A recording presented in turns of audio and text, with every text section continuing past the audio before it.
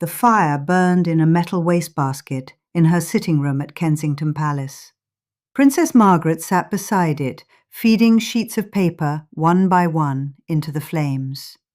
The handwriting was her own, letters decades old, some from the 1950s when she was young and the world watched her every move.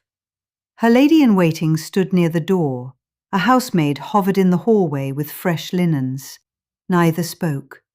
Margaret did not look up. She read each letter before it burned, her lips moving slightly, then released it to the fire. The paper curled and blackened. Ink dissolved into ash.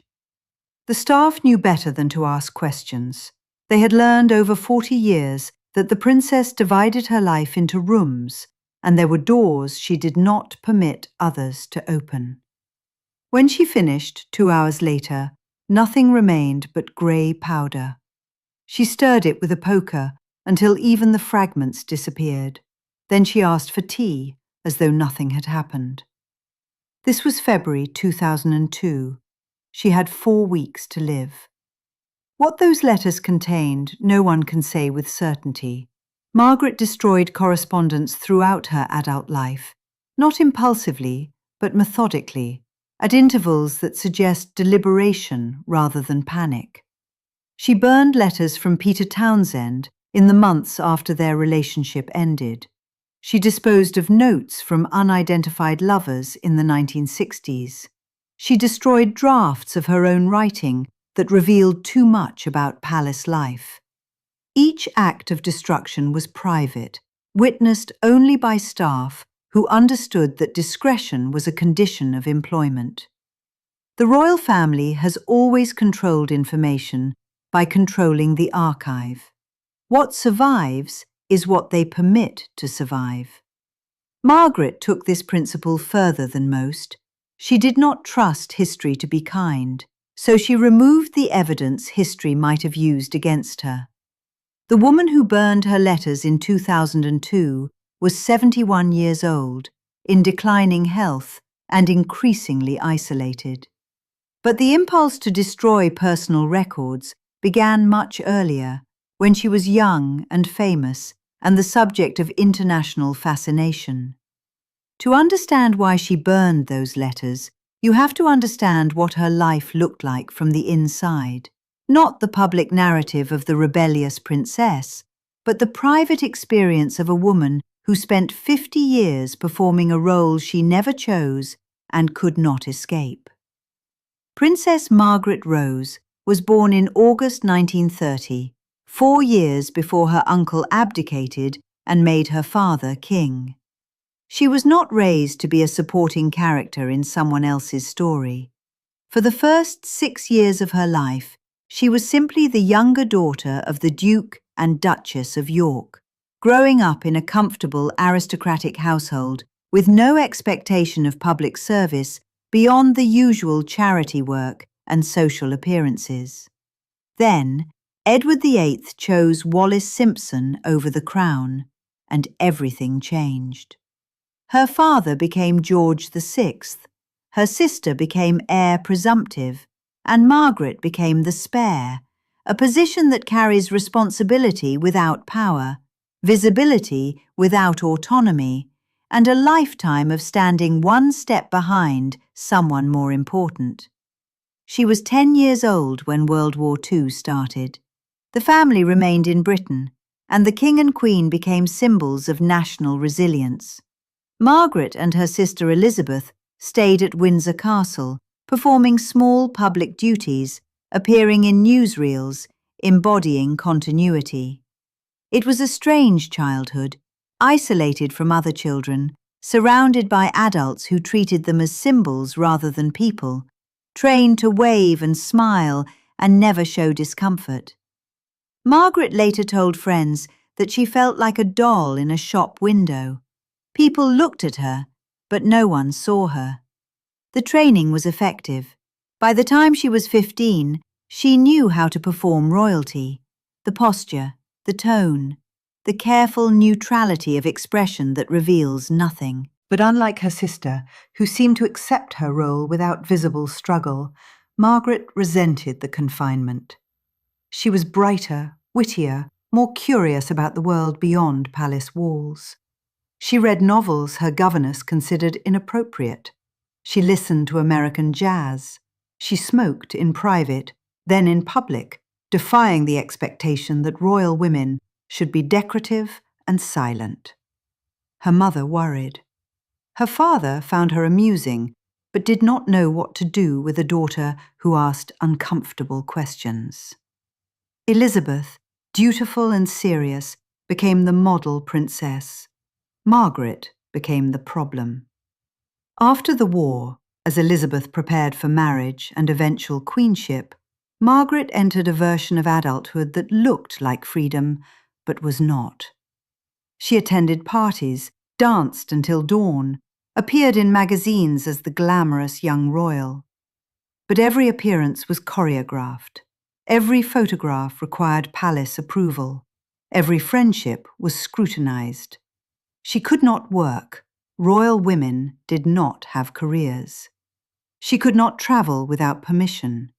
She could not make decisions about her own life without consulting advisors who prioritized the institution over the individual. The gilded cage was still a cage. Then she fell in love with Peter Townsend, and the cage became visible to everyone. Townsend was 16 years older, a war hero, handsome, kind, and married. He worked as equerry to King George VI, which meant he was around the palace constantly, in close proximity to the royal family. The marriage ended in 1952. By 1953, Margaret and Townsend were in love. It was not a secret. Palace staff knew, the family knew, and eventually the press knew. The problem was that Townsend was divorced, and the Church of England, of which the Queen was supreme governor, did not recognize remarriage after divorce. If Margaret married him, she would have to renounce her position in the line of succession and forfeit her royal income. The choice was presented as hers, but the pressure to choose correctly was immense. The letters Margaret wrote to Townsend during this period have never been published. Townsend preserved his side of the correspondence and mentioned hers in his memoir, but he did not quote directly from her letters, and after his death, his family declined to release them. What is known comes from his account and from Margaret's later comments to friends. She wrote to him almost daily when they were separated. The letters were long, emotional, full of anger at the situation and frustration with the palace's handling of it. She wrote about her sister, her mother, the Archbishop of Canterbury, the Prime Minister, all the people who had opinions about her life, but no intention of making the decision easier. She wrote drafts and revisions, trying to find the right words to explain what she felt. Some of these drafts survived in her personal papers until she destroyed them decades later. In one letter, written in the summer of 1955, she described a conversation with her mother. The Queen Mother had suggested that if Margaret truly loved Townsend, she would not want to damage his reputation by forcing him into a marriage that would make him a social pariah. Margaret wrote that this argument made her want to scream, not because it was wrong, but because it was effective. She knew her mother was manipulating her, and she resented it, but the manipulation worked. The letter ended with a paragraph she crossed out so heavily that even she could not read it later. She kept the draft in a locked box and brought it out occasionally, rereading the visible sections, staring at the obliterated lines as though she could recover what she had censored from herself.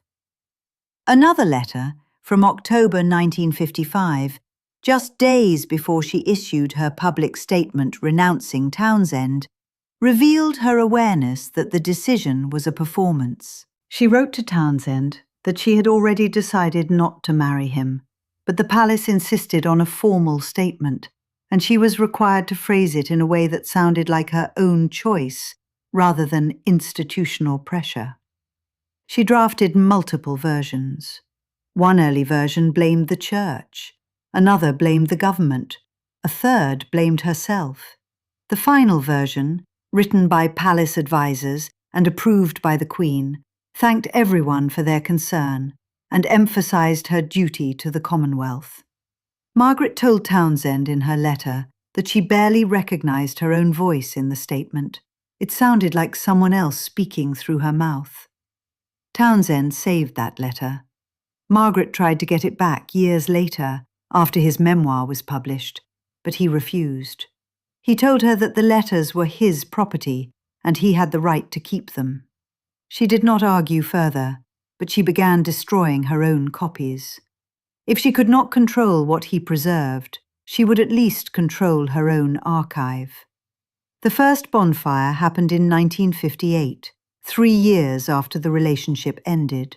She burned everything she had kept, his letters to her drafts and revisions, notes she had written to herself during the worst months of indecision.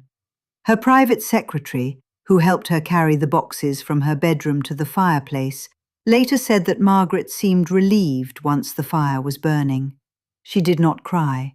She did not hesitate. She simply fed the papers into the flames and watched them burn. But Townsend was not the only correspondent whose letters Margaret destroyed. In the early 1960s, after her marriage to Anthony Armstrong Jones, she began an affair with a man whose identity remains uncertain. Rumours suggested several possibilities: a politician, a musician, a society photographer, but Margaret never confirmed any of them. What is certain is that she wrote to this person regularly, and that the letters were explicit in ways that would have caused a scandal if they became public. A friend who saw one of the letters decades later, just before Margaret burned it, described it as startlingly frank, and said it contained details about Margaret's marriage that would have humiliated Armstrong Jones if they were published. Margaret's marriage was deteriorating by the mid-1960s. Armstrong Jones, now Lord Snowdon, was conducting his own affairs, some of them flagrant. The couple remained together for appearances, but the private reality was bitter and cold. Margaret's letters to her unidentified lover became a refuge, a place where she could be honest about her unhappiness without worrying about palace protocol or press coverage. She wrote about her husband's cruelty, his infidelities, the loneliness of living with someone who had stopped pretending to care. She wrote about her own affairs, not defensively, but as simple statements of fact. She wrote about her children, her sister, her increasing sense that her life had been wasted on obligations that meant nothing. These letters, too, were destroyed. A housemaid at Kensington Palace recalled an afternoon in 1967 when Margaret spent several hours locked in her study, emerging only to request matches and a metal basin. The maid brought what was asked for and left quickly. Later, when she returned to collect the basin, it was full of ash. Margaret stood at the window, smoking, looking out at the garden. She thanked the maid for her discretion and said nothing else. The maid understood that questions would not be welcome. The pattern continued through the 1970s. Margaret's relationship with Roddy Llewellyn, a man 17 years her junior, generated enormous press attention and public criticism. The relationship was not secret. Photographs appeared in newspapers, and Margaret made no attempt to hide Llewellyn's presence in her life. But she was careful about what she wrote down. She sent him notes and cards, but they were brief and impersonal. The kind of message that could be explained away if it became public. The real correspondence, the letters where she wrote honestly about her feelings, she kept to herself. And when the relationship ended in the early 1980s, she destroyed those as well. A lady-in-waiting who served Margaret for more than 20 years said that the princess had a ritual for destroying letters. She would wait until she was alone, usually in the late afternoon or early evening. She would pour a drink, Whiskey, usually, sometimes gin. She would read through the letters slowly, one at a time, occasionally smiling or wincing at what she had written. Then she would burn them, stirring the ashes until nothing remained. She never explained why she did this. She never asked for help. It was something she did alone, and the staff learned not to interrupt. The letters Margaret destroyed were not all romantic correspondence. She also burned drafts of a memoir she attempted to write in the 1980s. The project was suggested by a publisher who believed Margaret's story would be commercially successful. Margaret agreed, but she insisted on writing it herself rather than working with a ghostwriter. She spent months drafting chapters, working in longhand, revising obsessively. The drafts reveal a woman trying to tell the truth about her life, while simultaneously protecting the institution that had confined her. One chapter, about her father's death and her sister's accession to the throne, described the moment Margaret realized that she would spend the rest of her life as a supporting character.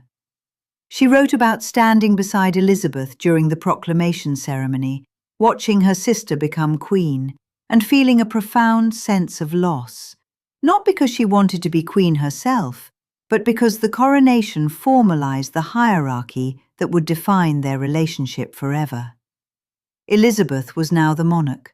Margaret was now the subject. The draft went through multiple revisions. In the earliest version, Margaret wrote that she felt like she was disappearing. In the final version, she wrote that she felt honored to support her sister. The change is telling. Another chapter dealt with the Townsend affair. Margaret wrote candidly about the pressure she faced, the manipulation, the sense that her entire life was being negotiated by people who had never asked what she wanted. But she also wrote about her own ambivalence, her genuine uncertainty about whether she loved Townsend enough to give up everything for him, and her suspicion that the relationship had become more about defying the palace than about Townsend himself. This honesty did not survive revision. In later drafts, the ambivalence disappeared, replaced by a simpler narrative in which she sacrificed love for duty. The complexity that made the early drafts interesting was smoothed away in favor of a story that fit the public image. Margaret showed portions of the manuscript to a few trusted friends. Their reactions were mixed. Some encouraged her to publish, believing the book would rehabilitate her reputation. Others warned that the palace would never allow it, and that publication would alienate her from the family. Margaret wavered. She continued writing, producing hundreds of pages, but she never submitted the manuscript to the publisher. Instead, she locked it in a trunk and left it there for years. When she finally retrieved it in the late 1990s, she read through it once and then burned it. A friend who asked why she had destroyed the manuscript said Margaret replied that she had written it to clarify her own thoughts, not to share them with the world. The act of writing had served its purpose. The manuscript itself was irrelevant. But there is another explanation for Margaret's pattern of destruction, one that becomes visible when you look at the timeline. The burnings intensified as she aged, and her health declined. In the 1990s, she suffered a stroke that left her partially paralyzed. Her mobility decreased. Her circle shrank. She spent more time alone, and when she was alone, she thought about legacy. What would be remembered? What would be forgotten? What would be distorted by people who never knew her? She could not control how history would judge her, but she could control what evidence history had access to. Every letter she burned was a decision about what she would permit others to know. The final burning, the one witnessed by staff in February 2002, was the most comprehensive. Margaret was dying. She knew it.